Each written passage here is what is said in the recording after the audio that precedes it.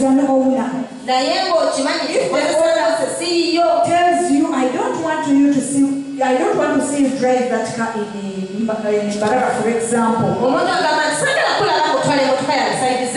then you have to obey. Now for us, the mistake we make is that we take that thing and we don't even listen to the instruction of the person who gave it to us.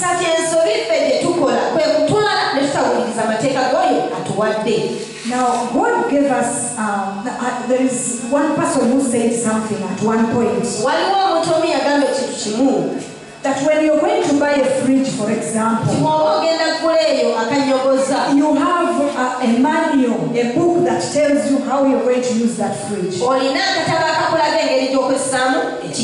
most cases, we do not want to hear of that manual and we don't read about it. Thank you. If you don't use it the way the manufacturer has told you, you're going to make a mistake and maybe you will lose the fridge.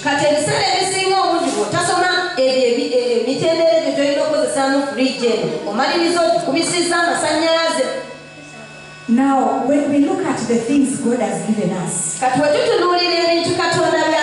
He has given us a manual. The manual is the Bible. I think you know that most times we do not take what God has told us, and in the end we lose what God has given us. I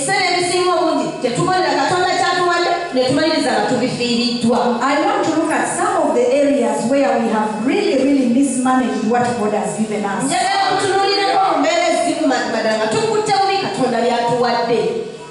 The first one I will talk about is our body.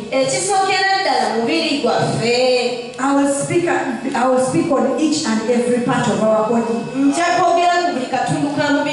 will talk about the mouth first. God has given us the mouth. He has given us a manual of how to use our mouths.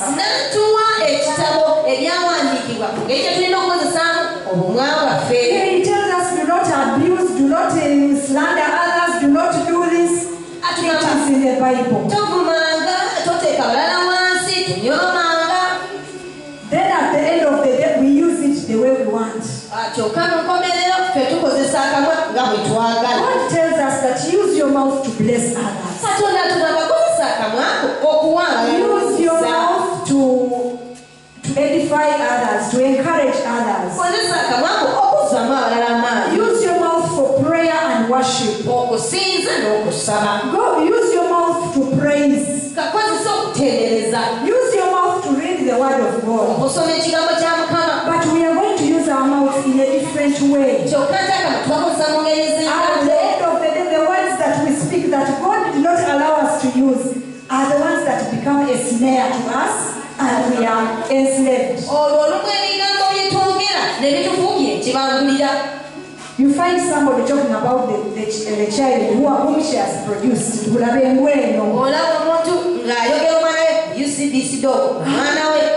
the child grows up and becomes like that. It is the way that we have used our mouth in the wrong way to create what God has not given us.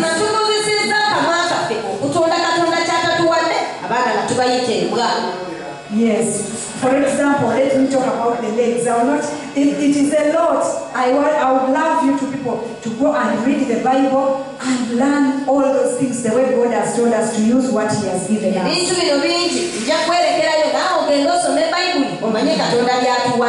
We have the book of Deuteronomy. In Luganda it's called Deuteronomy. That book has all the laws about everything. God did not leave out anything. God gives us the legs, for example, and tells us you use those legs to let them carry you to a place whereby you're going to give, to encourage people, to preach the Bible. When we look at Isaiah 52 verse 7, it says, how beautiful are the legs of those people who go and carry good news. Now, what do we use our legs for? We go and do other things that God has not allowed us to do. Ekyamateeka agamba ebigere birina okukozesebwa okugenda okutwala amawulire amalungi mu bifo eby'enjawulo. Ne mu Isaaya egamba kimu kyamukisa kitya ebyo ebigere ebyo ebitwala amawulire amalungi. We take our bodies, our legs carry us to go and do things that He has not allowed us to, things that He has refused us to do in the Bible.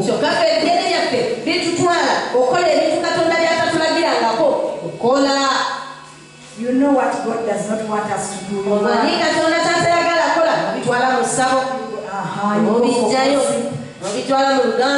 Everywhere where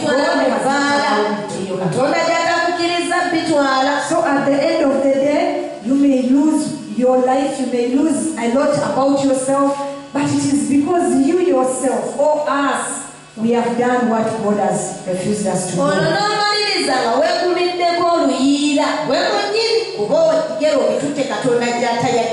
Parents, what does God tell us to do about our children? Those children, God has given them to you to take care of them. They are not yours.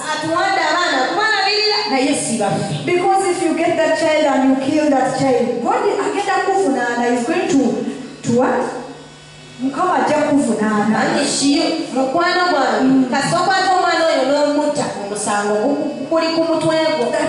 that child is not yours.